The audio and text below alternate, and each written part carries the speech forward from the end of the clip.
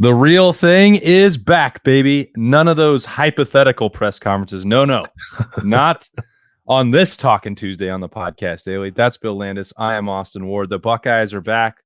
It's not quite a normal Ohio State Tuesday press conference, Bill. We're going to hear from Ryan Day.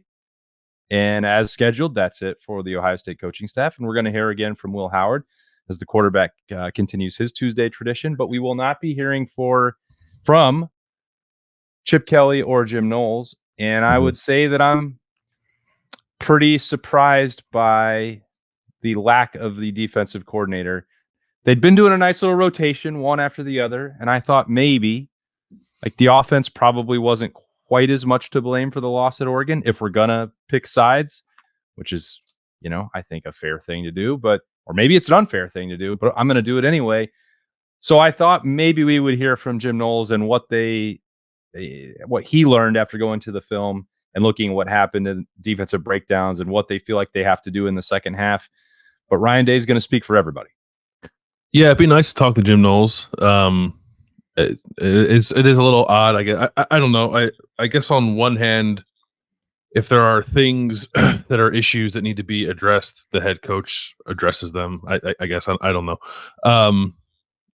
The defense, I think, is where most, if not all, of the curiosity about this team lies. So to not talk to Jim Knowles is a wee bit disappointing. Although I guess Ryan Day should have some thoughts on the defense, right? He said on his radio interview on Monday that he spent a lot of time during the off week with the defense, which I guess is a good thing. I don't know. It hit my ears a little odd because the last time we went down that road with Ryan Day is like the reason that Jim Knowles is here, right? so I don't know that that's necessarily a good thing, but at least Ryan Day, I guess, had that experience with the defense last week, so we can ask him a little more about it. But yeah, definitely bummed that we're not going to get to talk to Jim Knowles. The coaches roundtable on Monday did save us some time because that would have been my first question. You are the head coach. Where did you spend most of your time? Because it seems like that was a pretty intense.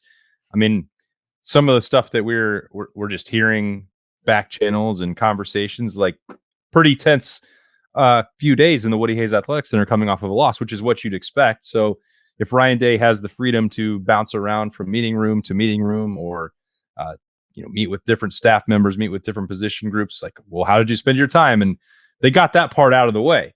So now, what did you do with the defensive staff and with the defensive position groups? What did you find out, and what does that mean for this week? And from that perspective, I do understand why he might want to be the only one to do that today, instead of having Jim Knowles come maybe duplicate that, or I don't know. We'll see where that conversation goes and how far Ryan Day is willing to detail it, but. We did it. We can at least skip that question and move straight into the analysis. Yeah, and I'll be curious about a lot of things, but mostly how all that's handled, right? Because there was no press availability last week. It does give you the option, I suppose, if you're Ryan Day, to just kind of flush what happened against Oregon and only look ahead to Nebraska. So there might need to be some ways that we word questions that don't come off as like post-game Oregon questions and are but still kind of get to the issues that were on display against Oregon. It could be a little tricky to get people some of the information that they're looking forward to getting and have been looking forward to getting since that game in Eugene. And I've been thinking about this press conference basically since that game ended, only because we only get a question or two, and you try to zero in maybe on the thing that is most on your mind, and that thing has been a little bit of a moving target for me since that game. I think at this point I'm probably most interested in just how they're going to make sure that they're affecting opposing quarterbacks the way they need to when they play these types of games. And Nebraska is not that type of game, but it'd be a heck of an opportunity to start unveiling some of those things, right? And start showing us that they are kind of back on track before the Penn State game happens in 2 weeks, and before that Indiana game is here, and before that the Michigan game, obviously, at the end of the year, and whatever comes after that this year. So it was just very striking to me. Berman and I talked a little bit about this on Monday, but it was very striking to me just seeing like a Tennessee and Georgia, especially, like it was a little disheartening because I am one who I've said multiple times, like, oh, it's college football. Good offense usually beats good defense. And then Georgia just went out and stuffed Texas into a locker for the Yeah. half hour. It's like, okay, I guess you can win with defense. Maybe I shouldn't say that as freely as I have been, but it was just the plan that they came with to get after Quinn Ewers and Texas's offense. And I just couldn't help but think of Ohio State as I was watching it. And I don't think the question for Ryan Day is necessarily why aren't you Georgia, but I think something to the effect of, or just trying to figure out like where they've gone back to now, because like clearly they think they need to get after quarterbacks too. I think that much is clear based off some of the post game comments, but there's a lot of different ways you can do it. I think the ways clearly that they tried to do it against Oregon weren't all that effective, but something needs to change there. So I'd like to know where Ohio State is in the plan to kind of make that happen. I think it's the back-to-back nature, Bill, of Nick Saban publicly, going out in his role as now an analyst. Not he's free to speak his mind about some of these things where he definitely wouldn't have before, in calling Ohio State's pass rush antiquated, and then watching what Georgia did for most, if not all, of that game against Texas, and being like, that just doesn't look like it. And I've said it over and over again. I don't believe that it's a matter of personnel. Ohio State has certainly recruited well enough, and they have enough talent to do some of the things that we've talked about, not just with their defensive front, but with the multifaceted athletes that they have at linebacker, or to play the Jack or the Leo. And I don't really want to have a Jack Leo conversation with Jim Knowles on Tuesday. Like, I'm not sure what the value of that would even be at this point, 3 years into it, but like, I don't know, maybe Ryan Day can weigh in on it for the first time. I don't love the idea of just talking about that one position, because I think that this matter is more in depth than just playing a hybrid spot. And I don't think that's probably the way to get everything fixed that we've been talking about for multiple years. But like, maybe it is part of it, because Nick Saban's comments, I think, give a pathway directly in to a conversation that we've been having for way too long. Yeah, I agree. And I don't know, maybe it's not a Jack Leo conversation as much as it is a conversation about just being a little stagnant and having to change up the way that they like line up sometimes, right? Like the only time Ohio State ever plays a 3-down front is when it is a very obvious passing situation and they're playing like a dime package with another defensive back out there. Otherwise, we don't see a whole lot of variance in what they do. I guess the Rushman package, but that's not like a new thing, and that's just sort of different bodies kind of doing what Ohio State's always done. So I think there are questions about like stemming and stunting and twisting and doing all the things you can do to be a little more effective up front that Ohio State, for whatever reason, just doesn't seem to do a whole lot of. Certainly didn't do any of against Oregon, but I think generally that's not just an Oregon problem. You can look back at the big games for the last couple of years and I think find that issue. So I don't know that we've ever asked Ryan Day about that. To your point, I think we've certainly talked a lot about Ohio State playing with 4-down linemen all the time and who's to blame and who should make that call, and like kind of danced around it really without much in the way of specifics. And frankly, that's gotten a little tiresome. So yeah.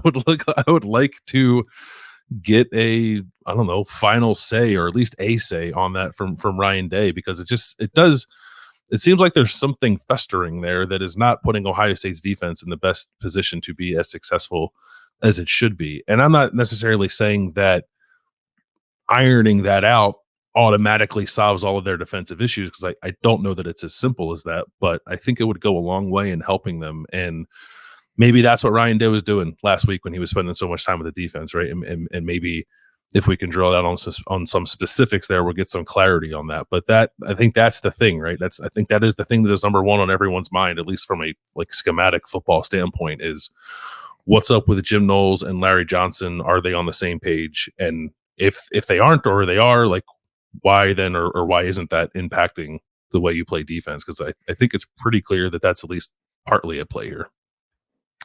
Then it feeds into another question that I'm not sure if there's an easy answer for, which is, okay, you have determined that you need to be more multiple and you need to bring more diversity into your scheme or your play calling, or however they have shaken this out.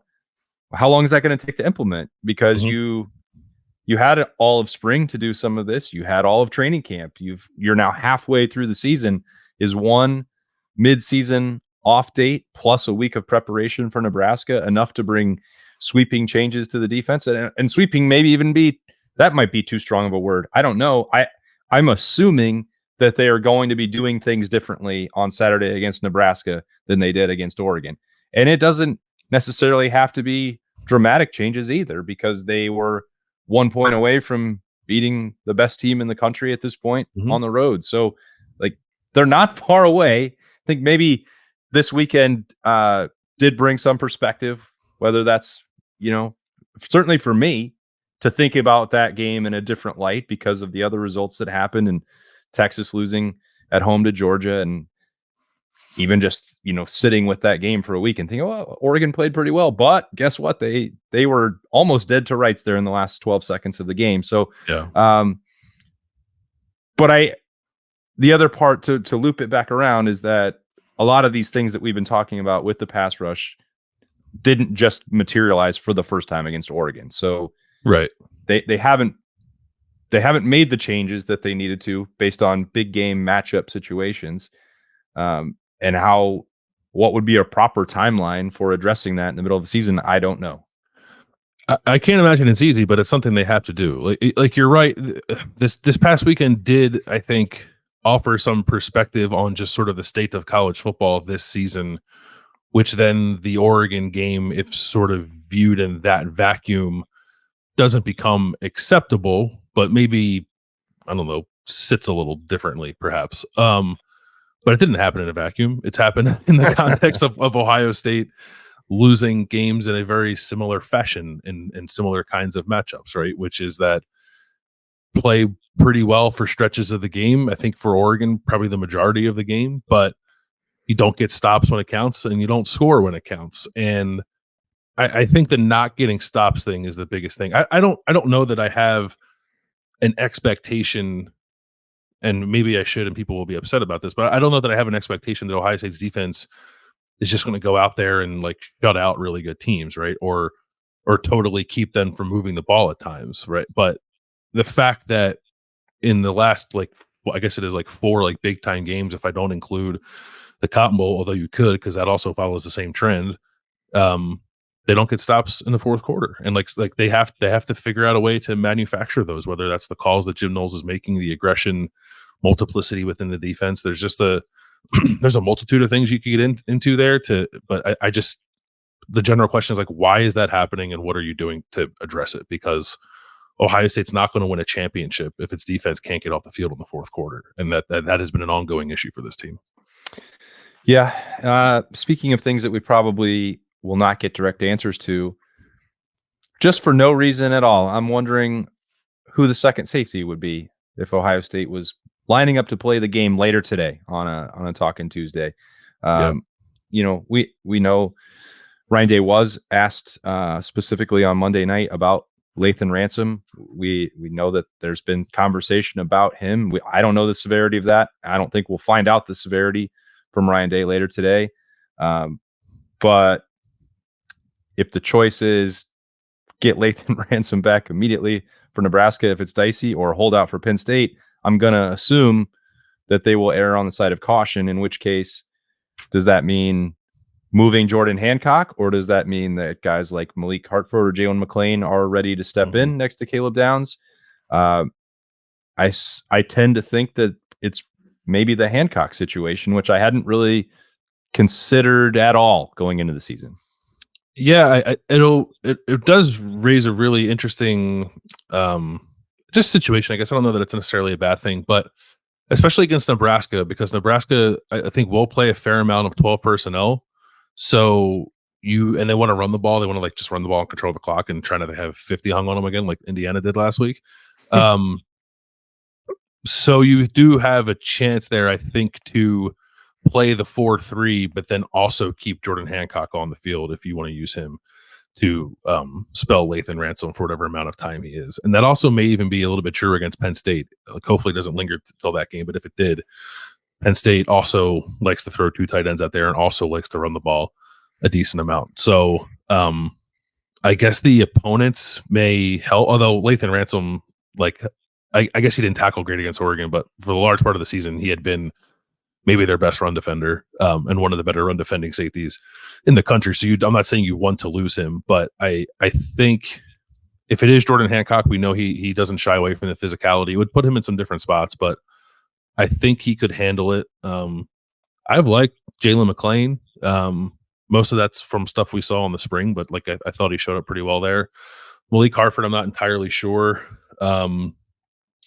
Like just based off of last year, I'm not sure how much he's progressed from there. I'm not saying he hasn't. I'm just saying I don't know that I've seen enough to make a call on that one way or the other.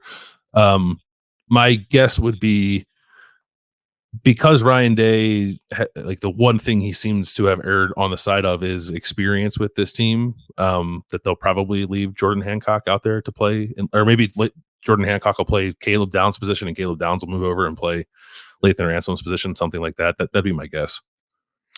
Yeah. And then that domino leads to another question, which is like, could you do something to get Jermaine Matthews involved? Could he play in the nickel? Yeah. We saw that possibility, heard that possibility, talked about that possibility in spring, and then it kind of vanished into thin air in training camp. And I think part of that, maybe a large part of it, is that Lorenzo Styles had been on the upswing and is like, looks like he's maybe perfectly built to play that position and do the things that Tanner McAllister made so famous there a couple of years ago for Jim Knowles. But I think that there could be multiple moving parts here that Ohio State had to consider. And like the off week did come at a pretty good time for this. There's never a good time for Lathan Ransom to be injured. Let me be clear about that. That is a big time loss. But if you're trying to find some solutions for the defense and then to work around some of the other, personnel groupings in there, like they at least had the opportunity to do so. Yeah, I guess maybe the one thing related to that, which actually like ties in the earlier conversation we were having, is I would imagine if Jim Knowles is going to like do some different stuff and find ways to get a little more creative, I think, right, that would probably be safety driven in some respect. And now if you have Lathan Ransom not a part of that for a game or whatever, maybe that complicates things. But perhaps less so if you end up rolling with a guy like Jordan Hancock, who's played a lot in this defense. So that's another reason why I think they'd use him. But it's a big loss. Like I understand that Lathan didn't have his best game against Oregon, but I'm not at a place where I don't want him out there. Like I would very much like him out there for Ohio State's defense. So they're going to have to work around that for sure. Yeah, that would not be ideal to be missing him in the second half of the season. Again, we saw exactly what that meant to Ohio State a year ago once he was on the shelf. We do have Ryan Day to talk about the offense, and his quarterback is going to be available. Is there, outside of the offensive line conversation, which we've already talked about on a hypothetical Talking Tuesday, plus Ryan Day, said on his coach's show on Thursday last week that Zen Mahalski would likely be starting in that game on Saturday. Is there anything else that's out there for you? Yeah, I guess a little just more thought on why Zen, which it's like it's an outside the box decision. He's the one who played in the game against Oregon. I just thought it might drag on and we might not know. Like we might be watching pregame warmups before the Nebraska game to see who the starting left tackle would be. I guess that they feel like they saw enough from Zen to not drag it out that way is a good thing. I know that like if you look at like PFF, Zen didn't have a great grade, but internally I think his grade for that game was actually pretty good. So I don't know that I have much more on that other than like, what do you expect from him? I think that I don't have very many concerns, and I even hesitate to use that word, about the offense coming out of that Oregon game or even like projecting forward. I guess like the one thing that did surprise me a little bit from that game was that Will Howard didn't run a ton. I think he only had 4 designed runs, and then he had the 1 quarterback sneak. And he had, I think, 7 the week before against Iowa. So I just thought we could like keep seeing a build up in that area against tougher and tougher opponents. And maybe as they've reassessed things, I wonder if Ryan Day likes the amount they've used that so far, thinks that they've kind of pulled that out when they needed to, or if he's wondering at all whether or not they need to do it more, especially if there are any concerns with a reworked offensive line and maybe being able to like steal a defender via Will Howard's legs might help that offensive line work a little better. So I think we could see more quarterback run starting this week against Nebraska, but I don't want to assume that. I guess I'd like to ask about it because we have the opportunity.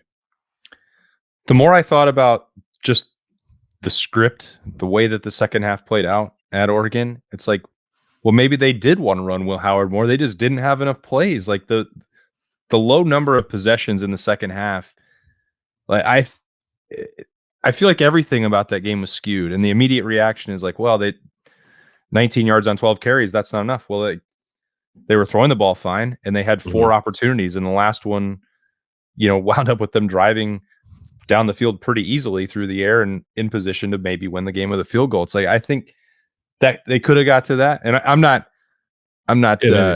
not questioning your premise in any way. Like I thought we would have seen that more, and they could have done that in the first half, but they still were moving the ball successfully then. And you're not. I don't think you're saying that was a weakness. You say you prefaced the whole thing by saying, well, the concern would not be the right word for this, but it's like sometimes we get into these things and it's like, well, they didn't do this as well as they could, or maybe we thought they were going to do that and they didn't. And it was like, well, it goes back to Ryan Day just complaining about the number of possessions. And in this case would also be tied to the defense not getting off the field to give them more opportunities to go do that. Like I think I don't have any offensive questions for Ohio State, because to me, it all circles back to a defensive effort that wasn't good enough. Yeah, the offensive stuff is just personnel, and it's offensive line mostly. And it's like, everyone can always keep getting better throughout the season. I understand that. I'm not saying like Ohio State's offense is good, don't touch it. Like clearly you can work through some stuff. It's like they didn't run the ball all that efficiently in the second half against Oregon. Like, I'm willing to chalk most, if not all of that, up to one, Oregon has a really good defensive front, and two, they were working through some stuff on the offensive line. So presumably that will be better.